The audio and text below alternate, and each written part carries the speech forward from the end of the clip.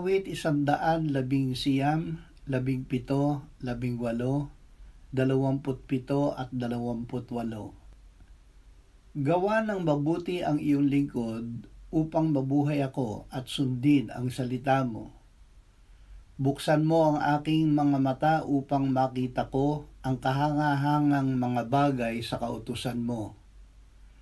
Ipaunawa mo sa akin ang daan ng mga panuntunan mo at aking bubulay-bulayin ang kahangahangang mga gawa mo.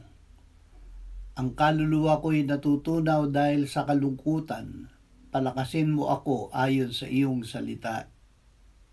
May kapangyarihan dahil sa salita. Kung walang pananampalataya ay hindi tayo kalulugdan ng Diyos.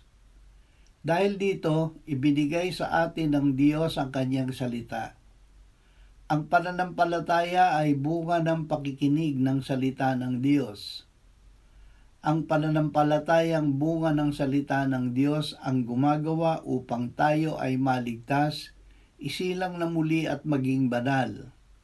Ito ang nagbubukas ng ating mata upang ating makita ang mga kahangahangang mga bagay na nasa salita ng Diyos at ang kanyang mga kahangahangang gawa. Ito ang nagpapalakas sa atin. Ang salita ng pananampalataya, ang ebanghelyo, ang kapangyarihan ng Diyos sa ikaliligtas ng bawat sumasampalataya.